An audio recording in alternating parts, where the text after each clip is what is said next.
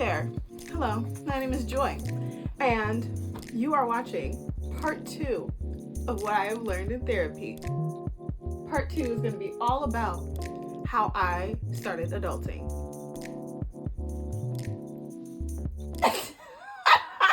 I'm still a child, low-key.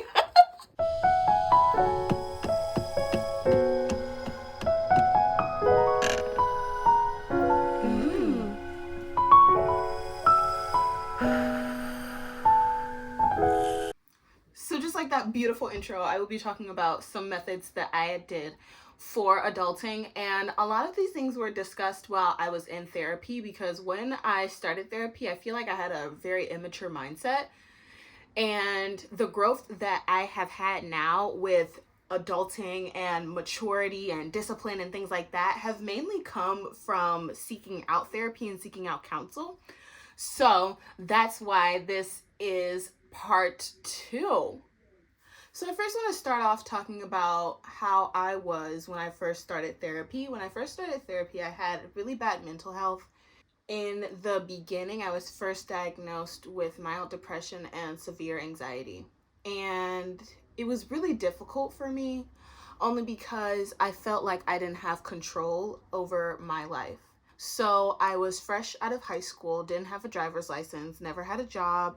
I had somebody else make my resume for me. Everything was pretty much done for me. And even when it came to my parents made majority all the decisions for me. So for the high school that I had went to, my parents were the people who did the main research. And I was like, oh yeah, sure. So even to this day, my parents are like, yeah, you wanted to go. But it was because they had offered it and were so adamant on me going.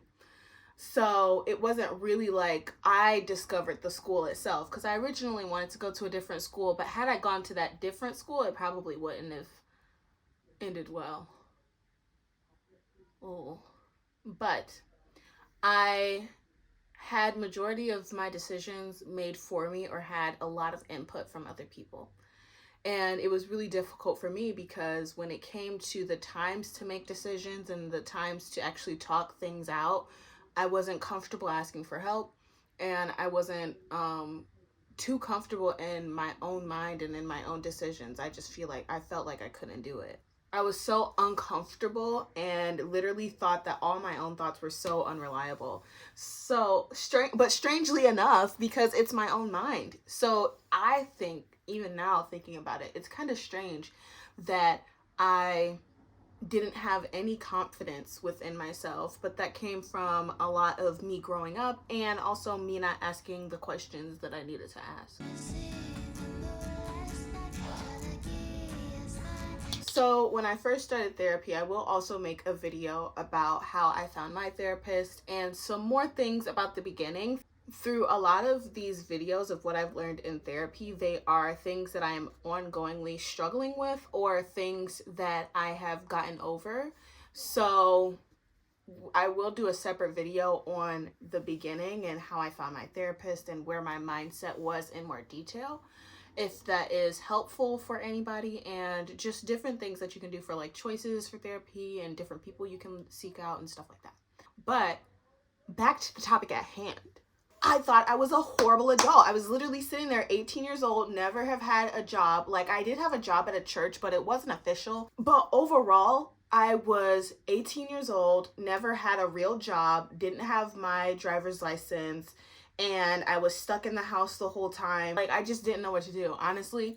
And I didn't know where to start. So I was thinking, well, I'm now 18 and I'm not in school, and I will have another video up about why I wasn't in school, and I was consistently losing money. So for all the money that I did save up, which was very little, I was running out of money and I just didn't have any experience. So I was thinking, well, if I want to start to become an adult, I need to take my own initiative and do some things that I need to do to become an adult. So I started off by making a list of things that I thought adults needed. So for example, a credit card, a driver's license, of course, a state ID, needed to have possession of different things like health insurance and my health card. I needed to at least have a job and have experience with that, have my resume on hand, and Even though those are very simple things to have, I just wasn't thinking about it. Side note is that I actually started adulting because I felt like I didn't have control. So earlier I was talking about how I didn't have control over anything, and I finally wanted to have control over something. So because I didn't have my driver's license, my parents always knew where I was. I was at home. And where I live, there isn't very many places that you can go. All my friends were in college, so I wasn't able to hang out with them on a regular basis. And every time I did want to go out, it had to be some place that was walkable, like 2-3 blocks away, and barely even that. And it just was overall really suffocating, really restrictive, just how I didn't have control over anything, and I didn't notice until I was by myself.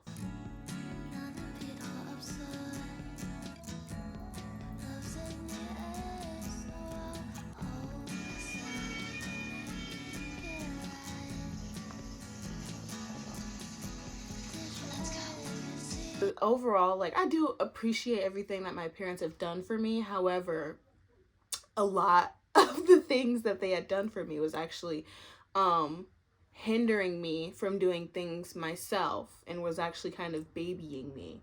And I am also a very prideful person, so it was really hard to ask questions, but we'll talk about that later on in the video as well. So when I worked at my previous job at the grocery store, I had a great conversation with a few men. There were 3 Black men, and 2 of them were police officers, and the other guy, I don't know too sure about his career or what he was doing for work. We had a great conversation about schools and parents and parenting, and how so many things have now been difficult for parents during the pandemic, but also a lot of parents have been neglecting their children more by not paying attention to their grades and paying attention when their children need help and things like that. And a few days prior to me having a conversation with those guys, my mom had told me at one point she had to stop blaming her mother for the things that she had gone through. So rather than still blaming her mother in her adulthood, she decided to be the adult for her own daughter, because my sister was born around that time. And I had told the guys that, and they thought that that was so profound. And that was one of the reasons that I decided to basically start my adulting process, is because to a certain extent, you can blame somebody else. However, you need to stop blaming other people and take control over your life. You need to stop blaming your parents for things and start doing things that you have the ability to do. So there were so many times where I was just, like I previously said, I was so upset because my parents didn't let me do driver's training and all types of stuff. And I felt so behind when all my friends were driving and going to places together, and I didn't have that opportunity. However, when I became an adult, I noticed I needed to stop blaming my parents for that. They had their reasons for that. However, they can't tell me not to do it anymore. They had their concerns. However, now that I am an adult, I can't blame them for something that happened 4 years ago that we can't change now. First thing with being an adult is stop blaming your parents or blaming somebody else for things that you now can control in your own adulthood. For number 2, I feel like it's kind of broad. Really be lenient on yourself and take your time.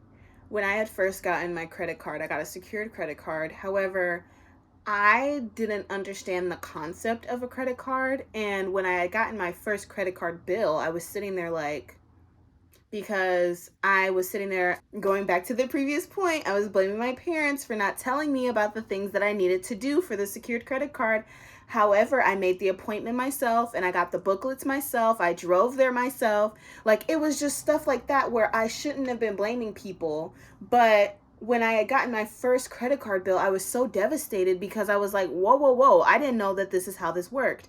So for the second point, it's to, like I said, take your time. I beat myself up for that so much just because I didn't know what was happening, and I was so frustrated with my lack of knowledge, and I didn't take the extra step for my knowledge either. However, I was starting at ground zero. So you start at ground zero with literally everything. Your knowledge starts at zero, and it's your job to pursue that knowledge or to pursue to seek more of it, you know?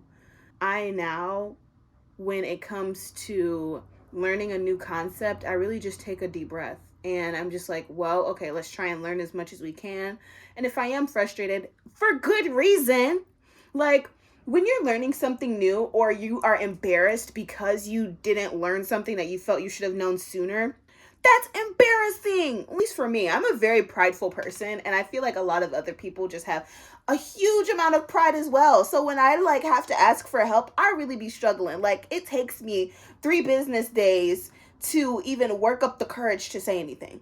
So take your time. You have all the time in the world, but also don't beat yourself up too much for something that you don't know, because it's nobody's fault. It's not yours. It's not somebody else's. It's no one that you can blame it on.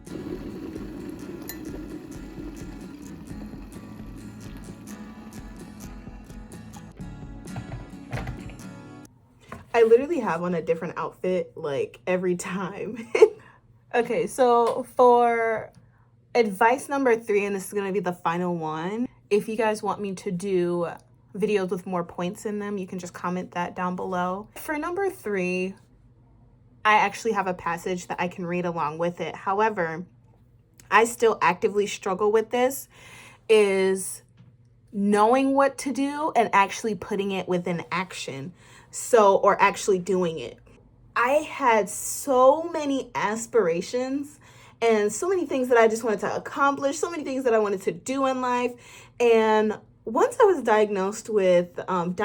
once I found out that I had depression and anxiety, it was very hard for me to move on to the next day, the next hour, the next minute. It was very dreadful. Like I forgot all of the things that I was so motivated to do.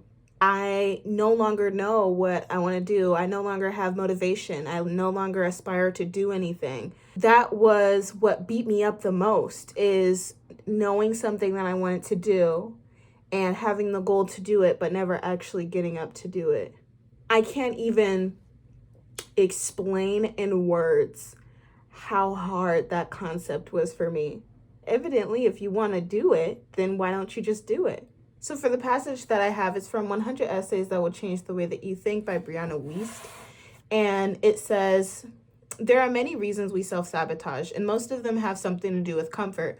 Modern society, innovation, culture, wealth, success is designed to convince us that a good life is one that is most comfortable or able to provide us with a sense of being pain-free and secure.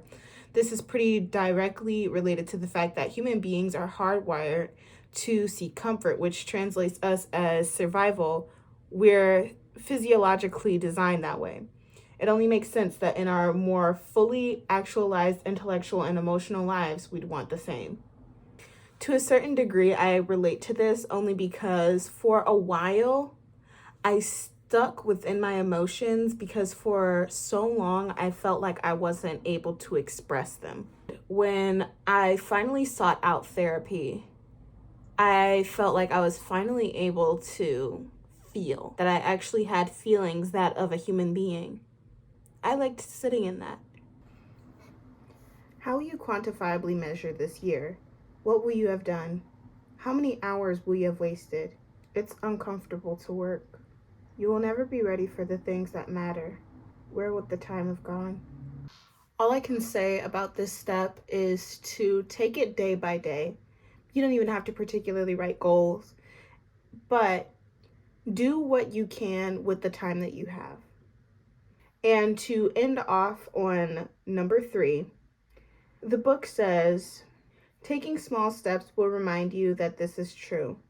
It will soothe you in a way that just thinking about taking action never will.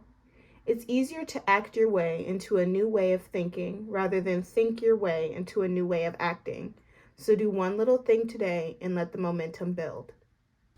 Thank you so much for watching this video. Overall, this is something that I've learned in therapy, and that's the tip of the iceberg when it comes to adulting. When you try to pursue being an adult and being a good adult, it is all subjective.